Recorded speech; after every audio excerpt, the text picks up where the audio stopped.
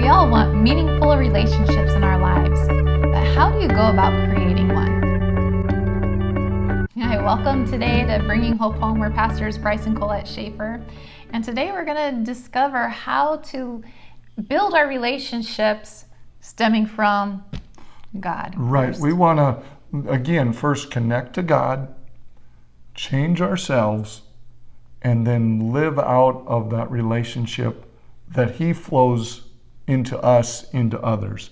We want to become more of a spigot than a bucket. Mm-hmm. And that's how your life becomes impactful for God into the world and creates that ripple effect that He so desires. Like you throw a rock into the pond. Just because you did that, there is an impact out beyond that moment. Mm-hmm. And you want to be impactful beyond the moment that you are as well, and let God have those ripples and watch what He can do. Yep. So we're really excited. And share with them. Yep, we are finishing up with the Faith Dare. This is a book by Debbie Alsdorf, and really good that we've been going through this Faith Dare. It's kind of a challenge, devotional, but we've been working through that this month, and so we're just finishing up with the last and if this is the first time you've listened to our podcast, and haven't bought your copy of Faith Dare yet, we encourage you to do so. And then when September rolls around, start up and get started with it then. And learn to dare to live in God in your life. I mean, that's what it's all about. What are you going to connect? Yeah, what are you connecting your faith to? Because we're all living by faith. We're all walking by faith, but are we walking by faith of the seen or the unseen?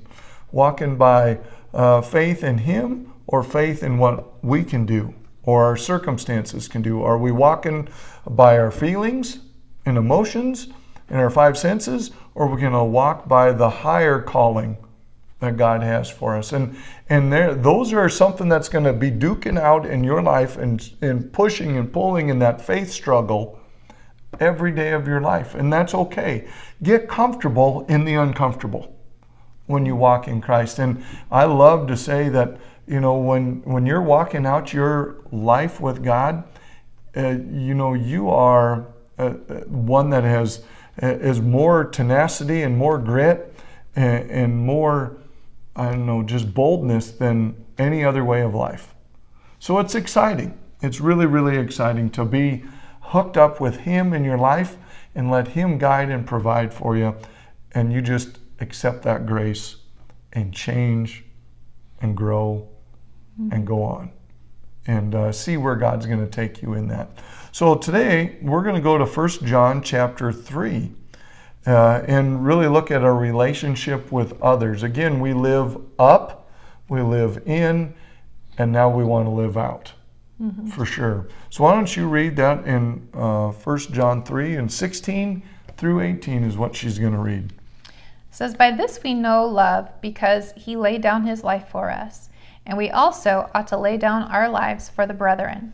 But whoever has this world's goods and sees his brother in need and shuts up his heart from him, how does the love of God abide in him? My little children, let us not love in word or in tongue, but in deed and in truth."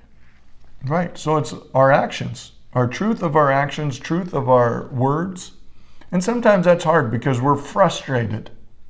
We get frustrated. We're not seeing change. We don't think things are listening to us, and so we just get mad, angry, upset, give up. There's lots of different attitudes and paths we could take in our life. And we all have to just choose to settle in. I like, when we were first becoming parents, someone told us, just remember to count to 10. Count to 10 before you react. And sometimes I got it accomplished. Other times I didn't. But I'll tell you this, when I counted to 10, I didn't usually regret how I acted. And so same with our life. When you pause and give God your focus and say, God, what would you have me do? That WWJD bracelets kind of thought process, and then proceed from there. Purpose to go out of that, and the love that you have been given, let that transpire outside of you. And again, you're going to find yourself in a way better, richer situation than you ever could without it. Mm-hmm. Right? Yeah. I'm going to read this out of the Message translation, verse 16, starting there. It says, "This is how we come to understand and experience love. Christ sacrificed his life for us. This is why we ought to live sacrificially for our fellow believers, and not just be out of ourselves. For you see if you see some other brother or sister in need and have the means to do something about it, but turn a cold shoulder and do nothing, what happens to God's love? It disappears, and you made it disappear. My dear children, let us not just talk about love, let's practice real love. This is the only way we'll know we're living living in God's reality." Mm-hmm. So, and it says to really be imitators of Christ, right? In the beginning there, he showed us how to have this relationship with others. And so there's some points that we want to take from Jesus's life here on how to do that. Yeah. And you don't want to be a doormat. He never called you to be a doormat. You just look at Jesus's life. He didn't let the Pharisees run all over him. He didn't just go around meeting anybody and everybody's needs. He was on an assignment every day to just follow after him. And so, you have a few things we're going to talk about here on how to be that outward things focused. That Jesus showed us. So the first thing was that, Jesus was a servant. He served others. And, I guess it's common now, you need to think of yourself and self-care and all of that is it's good. What I think. It's all good, but we're to be a servant and to serve others.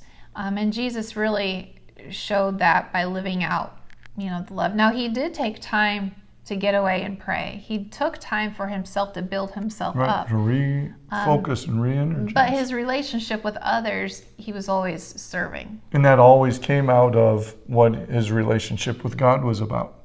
Mm-hmm. That's where we're supposed to be. So if you go into your day, and think, who can I serve today? How can I serve in my job? How can I serve my family? The people that you come in contact, how can you serve them? Yeah, because it's not all about you. Mm-hmm. The next one is Jesus was a lover of living the truth of the way God values people through respecting and caring for them. Okay? He loved people. He lived the truth and, showed people that truth. By respecting and caring for them. Again, he wasn't compassion. He wasn't demeaning, demoralizing, or convicting. Mm-hmm. He was about compassion and showing that love. And we think of love, it's all the ooh and the gooiness of love. No, it's truth in love. It's responding in love to help that other person, not just give them a fish, but teach them to fish, so they can have a fish for a lifetime kind of philosophy. That's how you do it. And so, be a lover. Yep. I love that he was, led with compassion. He was always, it says over and over in the Bible that he was led with compassion. The next one is he was a giver. Right. It's more blessed to give than to receive. And so, we need to be, again, not being taken advantage of, but to be a giver. Yeah, and a giver of your time, your talent, your energy, your finances, a giver of lots of things. It's not just giver of money to the church or whatever the case may be. It's just be a giver. Mm-hmm. Because when you're giving, you're sowing. Mm-hmm. And if you have the idea and understanding that when you give something, you're sowing it, and when you sow it, that means you're reaping a harvest. Well, and just the, motion. If you're giving, your hand is out. If you're holding on to something, you're like this. Well, if you try to give me something and my hand is like this, I'm not going to be receiving. But if I'm giving, I'm also able to receive. Right. The next one, Jesus is a restorer. He giving grace in the moment and covering a bunch of sins and shortcomings. We talked, was it last week, about Jesus with the Samaritan woman and with the woman caught in adultery. He restored them. Right? And so giving grace to them. Yeah, and he valued who they were before anything else. And so that's what we're to give grace to people. I will be the first to admit, it's hard to not jump into that critical or being judgmental. We're both a type 1 personality, you could say, that like things do. And if things aren't done a certain way, then we start getting a little... Yeah, bitey. Yeah, sure. But Jesus is a restorer, and so we need to give grace. And restore, I think, isn't just be okay with them on where they're at. Restoring, what do you do if you're going to restore a car? You're going to work on it, you're going to buff it out, you're going to reapply things, you're going to reupholster things, you're going to take the dents out. There's going to be a process to that restoring. And so if you need to restore a relationship or restore a situation, just know it's not, again, an overnight thing. Now, sometimes God does give that because he has miracle signs and wonders that we expect in our lives to come into play. But if it doesn't happen that way, our job is to restore, and then that means little by little go back and work on every piece to get it back to its original condition. It doesn't mean it's perfectly drivable right at that moment. Most cars that are being restored take time before they can be driven again. So same with your relationships with others. And the last one is big, but practice forgiveness. That's one that we all just need it with. If you're in relationships with anybody, you're going to have to practice forgiveness. Right. And the biggest relationship that you're in is the one with yourself. Yeah. So I hope you also learn to forgive yourself, because I'm one that's very critical. Yeah, give grace to yourself, but forgive yourself. I'm one that loves to beat myself up. I really am. And as I've grown older and matured, I have learned to forgive myself. Have you? Well, yeah, a lot. It really has. I mean, she might not be seeing it, but I really have. I don't beat myself up as much as I used to. Even in my golf game this last week, I did not beat myself up over the stupidity of where that ball went. But beside the point. But you do want to forgive others and give them room to grow. That doesn't mean it can stay that way, but you give them room, and then to forgive, and then you do the same with yourself. And when you find that, it's actually unlocking you.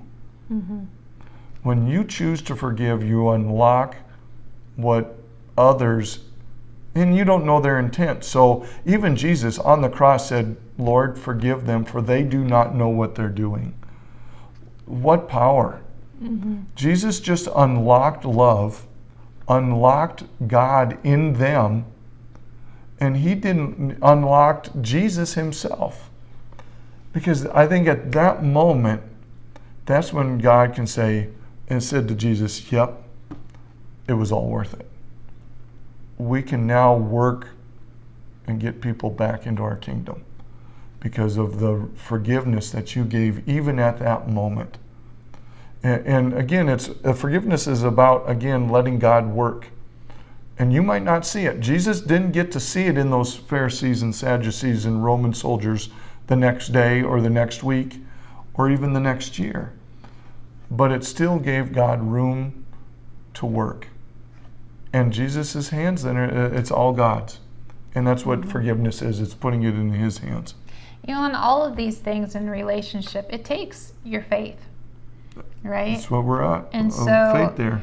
We're building our faith to be able to impact others for the kingdom. So. Right. And I think, too, you look at Jesus and where he was at, he was a builder of people.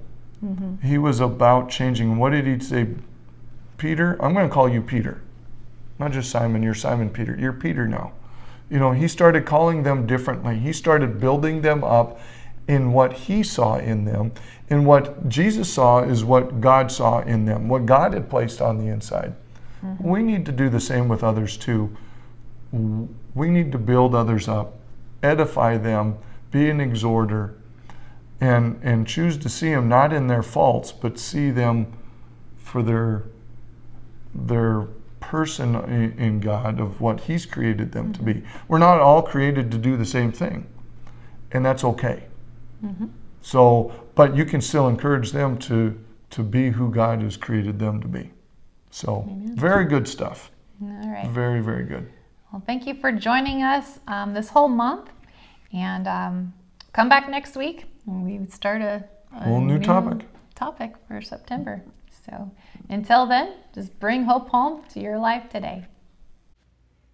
Introducing our exciting new membership program for partners of our ministry. Experience the divine word like never before with daily devotions texted directly to your phone every weekday. But that's not all. Engage in captivating live Bible studies, enhancing your faith journey and bringing you closer to the Holy Word. As part of our spiritual family, you will also get exclusive discounts on all our books and products, enriching your learning and growth as a believer. What's more, by becoming a partner, you're actively helping to spread the gospel around the world as we work specifically to provide resources to Albania.